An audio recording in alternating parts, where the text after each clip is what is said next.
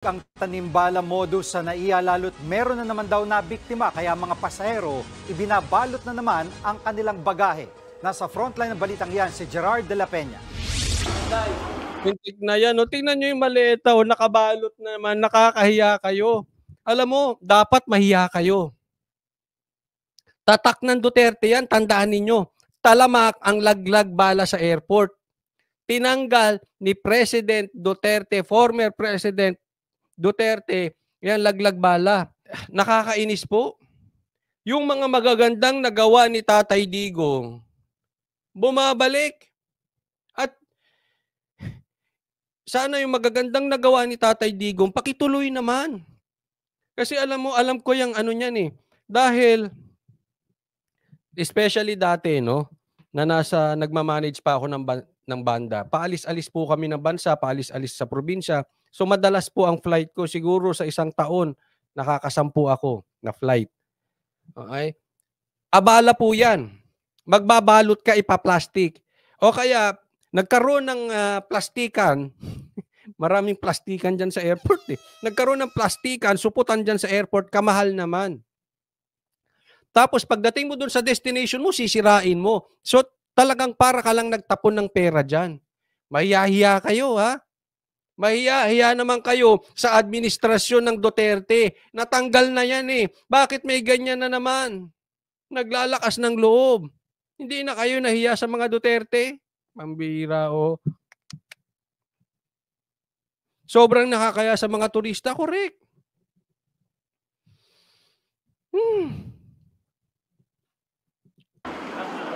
Balot ng plastic ang bagahe ng first-time OFW na si Jehover na babiyahe pa Australia. Doble rin ang laki. Parang tanga lang ano. Tapos pagdating mo ron sa ibang bansa eh pakalat-kalat lang yung gamit.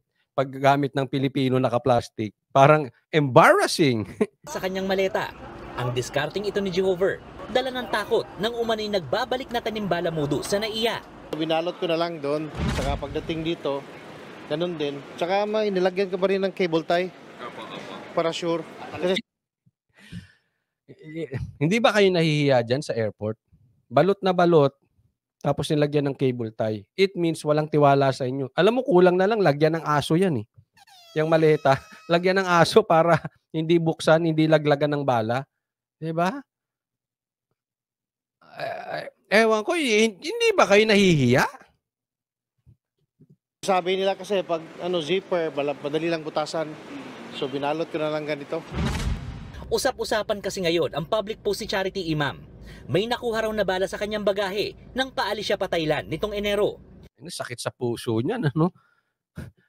Kunwari, magbabakasyon ka lang, natagpuan ka pa ng bala. Ay, ang abala niyan, sakit sa ulo. Shinare niya rin ang litrato ng bala na nakabalot ng plastic.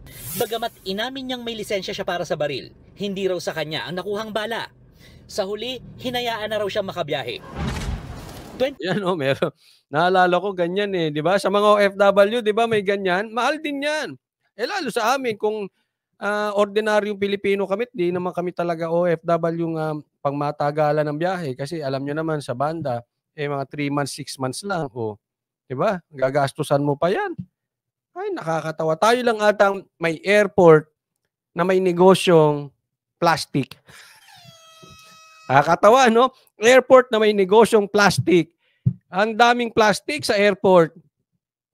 2015 nang unang lumutang ang isyu ng tanim o laglag bala modus sa paliparan. Dito, iniipitan umano ng bala ang mga bagahe ng mga pasahero. Kapag nahuli, hihingi raw ng pera ang staff sa pasahero para sila'y palusutin para makabiyahe. Itinanggi naman ng office for... Airport. Kung anong airport ka man dyan, totoo ba ito? Pakigawa ng paraan yan. Kasi hindi naman magbabalot ang mga taong bayan, ang mga pasahero kung ano kayo dyan napapagkatiwalaan kayo. Alam mo, yan yung nakikita natin. Hina na naman ang signal ko. Yan yung nakikita nating confidence. Di ba? Yung confidence nung panahon ni Tatay Digong, confident ka na pakalat-kalat yung maleta mo, hindi mo kailangan balutan kasi alam mo walang laglag bala. Kasi paano? Pagka may laglag bala, malilintikan sila kay Tatay Digong. Di ba? Yun po yung tinatawag natin na tiwala, trust. Kaya nga mataas ang mataas ang trust rating ni Tatay Digong until now. Dati pwedeng magpakalat-kalat ka sa labas, maglakad-lakad ka kahit na 10 oras ng gabi. Takot ang mga adik. Ngayon, binabalot nyo na ang gamit nyo sa airport. Ngayon, tayo ang takot sa mga adik. Ang dami kasing adik nasa di ba? Kung nasa mataas na posisyon yung adik, di syempre, nandyan din sa kalsada. Ano nga asahan mo doon? Adik. Di adik sa taas hanggang baba yan, adik. Pati sa kalsada, adik.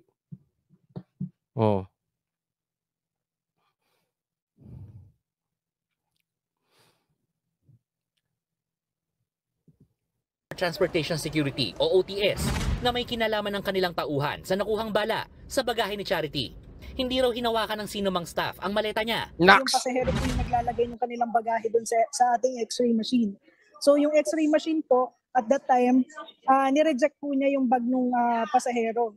So after nung may na-detect ko, yes po, that's the time na we have submitted the baggage po for manual inspection.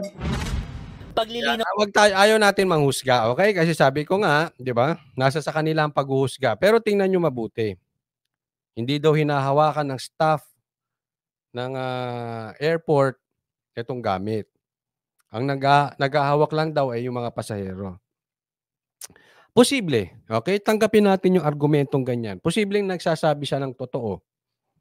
Ang tanong, bakit nung panahon ni Tatay Digong, since nagsalita siya, wala nang isyung ganyan? Ngayon lang bumalik. Okay? Hindi ko po kayo pinagbibintangan, pero dapat ata silipin ninyo. Bakit nawala na yan nung panahon ni Tatay Digong? Anong issue? Bakit nagbabalot na naman ng plastic ang mga pasahero? Bakit meron na namang nalaglagan di umano ng bala? At ngayon lang lumabas. Yun ang palaisipan, madam. Pakipaliwanag po. 180 dito pabalot. Isipin mo. Okay lang gumastos ng 180 Pagkatapos nun may gamit. Pero yan, pinabalot mong ganyan. Alangan namang tanggalin mo yan pagdating mo ron. Tapos pagbabalik ka, babalutin mo ulit. Di ba? Tatapon mo na yun. Wala nang silbi yung balot na yan. Sabi ni Weng Ligera, sinasadya namang employee yan dyan. Kaya sinasadya, kaya hindi sinasadya, kaya tanimbala, kaya may tanimbala, alam mo, puro kayo problema. Na yung problemang kinakaharap ng airport, wala yan nung panahon ni Tatay Digo. Ngayon may surot, may bala, may daga.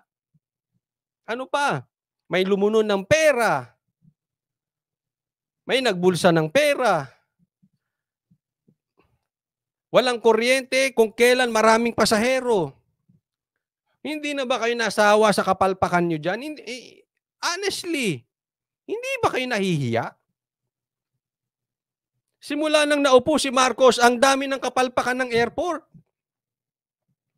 Ako nga, muntik hindi makapunta ng Japan . Isipin mo, binili ko yung ticket ng napakamahal para makapagpasko sa Japan noong 2023 ay 2022. Ang sabi daw, kailangan daw ng RT-PCR. Kasi hindi rin daw ako palulusutin sa Japan. Pagdating sa Japan, hindi naman hiningi yung RT-PCR, mga punyemas kayo. Ang dami nyo talagang dyan. Ang dami nyong gimmick dyan. Ang dami nyong pautot. Yung mga pautot na yan, nawala na yan nung panahon ni Tatay Digong. Tingnan nyo yung passport, naging 10 years. Yung lisensya, naging 10 years. Lahat ng mga pautot, natanggal. Kung hindi kay Tatay Digong, puro pa kayo, hanggang ngayon pautot pa rin. Ngayon, yung mga pautot, nanunumbalik. Kasi alam nyo, sakit sa ulo ng taong bayan, yung mga pautot. Alam mo dyan kasi sila kumikita . Mas marami kang window na dadaanan. Mas may lagayan. Mas kumikita sila. In short, may pera sa pautot. Kaya nga pinagtatanggal yan ni Tatay Digong. Kayo mga walang silbi. Ngayon ang dami. Hindi ko alam, pautot ba yung surot na yan? Pautot ba yung hamster na yan? Yung daga na yan? Ito, bala naman. Dami nyo pinagkakakita ang mga pautot kayo. Di ba kayo nahihiya? Kinakain kayong buhay ni Tatay Digong. Nilalagyan kayo ni Tatay Digong. Talong-talo kayo. Kakahiya kayo. Di ba? Lahat ng problema sa airport hindi naging problema nung nandyan si Tatay Diggs. Para kayong mga inutil dyan. Nawala lang si Tatay Digong. Para kayo nagpipiesta na naman dyan. Real talk. Marami ngayon na naalis ni Tatay Digong na masasamang gawain. Ngayon, nagpipiesta na naman ang mga animal.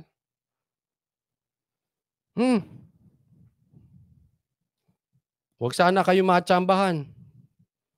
Malagdaglagan ng bala. Gumastos na lang kayo ng 180. Kaya lang ang abala kasi. din ng OTS, hindi isolated case ang nangyari kay Charity. Pag-amin pa nila, marami pa rin daw nakukuhang bala sa bagahe ng mga pasahero. Hindi isolated case ha. So ibig sabihin hindi lang nangyari once, twice, thrice. Hindi isolated case. Ano kayo dyan? Magiging inutil? Wala kayong gagawin? Ang dami ng kapalpakan sa airport. Naman.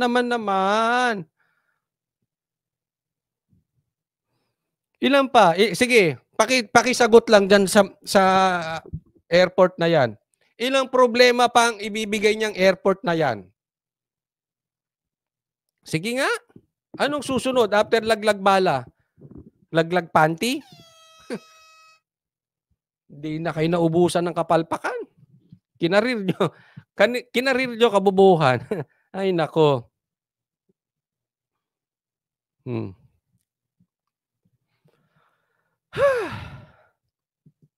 Ngayong taon nga lang, halos 4,000 pasahero nahulihan ng bala sa Grabe ho. Hindi lang pala isa, hindi lang pala dalawa. 3,971 na pasahero ang nahulihan ng bala sa NAIA.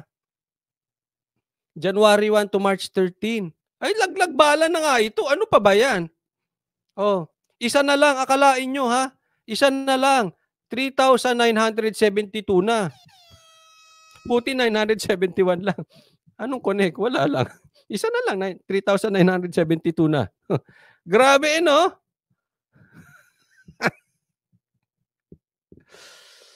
Ay, nako. At January to March 13 lang yan. 2.5 months. Nakalain mo yon, saan ka nakakita niyan? Ang dami niyan ha. Hindi na po tsamba yung nagreklamo. Trending na po yan. Saan kang airport makakakita ng ganyang kadami sa loob ng 2.5 buwan na merong bala na nahulihan? Only in the Philippines. Hello? Sa gobyerno, wala ba kayong gagawin? O kibuloy pa rin kayo? Senado, hindi nyo ba pagpapapansinin to? Ay, si Pastor ulit, habulin mo, Ontiveros. Kayo dyan sa kamera, wala na kayong gagawin? Pahayaan nyo lang ito? O si Kibuloy ulit? Ay, mga inutil. Puro Kibuloy. Malala na yan. Aba yan, dapat ay ina-actionan na. Abuang kayo.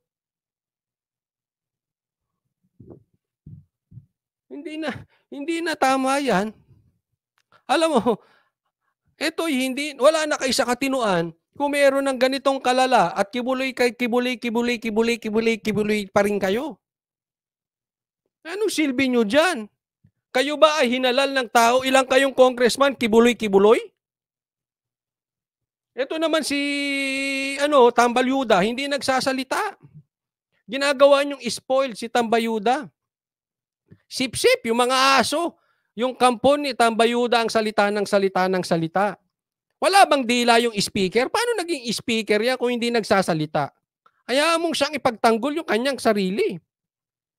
Salita siya kayo ng salita in his behalf.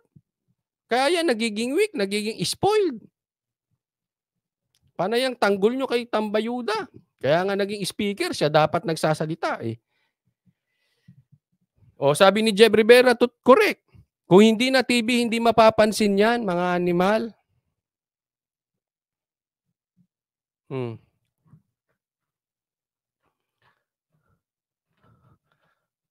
Tingnan natin sa susunod na linggo. Okay? Tingnan natin sa susunod na linggo kung anong hahabulin ng Senado. Anong hahabulin ng gobyernong ito? Si Kibuloy o itong Tanimbala? Pero meron akong alam. Ano? Ang hahabulin ng mga bayarang vloggers ay si Sara. Kasi po, tingnan ninyo, ang script nila, iisa. At alam namin kung kanino galing yung script. Alam namin kung saang Facebook nila nakukuha yung script at lahat sila yun ang sasabihin. At ang nakalagay doon, next is Sara. Sara and Tatay Diggs. But they will focus on Sara. Yan ang babanatan ng mga bayarang recruiter na vlogger na nagre-recruit din ng bayarang vlogger. Si Sara.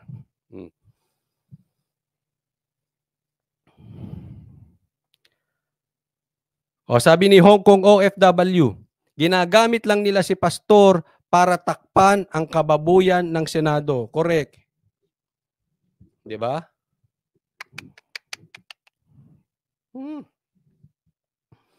Mrs. Love, busy ang Kamara sa corruptions, binabiyahe na yung pera ng bayan sa ibang bansa. Jeb Rivera, kawawa ang mga uuwi at babalik ng ibang bansa. Grabing gobyerno ito. Well, anyway, gumastos na lang kayo kaysa malagyan kayo ng bala. Ha? Ingat, ingat po. Lalo na kayo papunta sa Davao, baka kayo pa malagyan ng bala.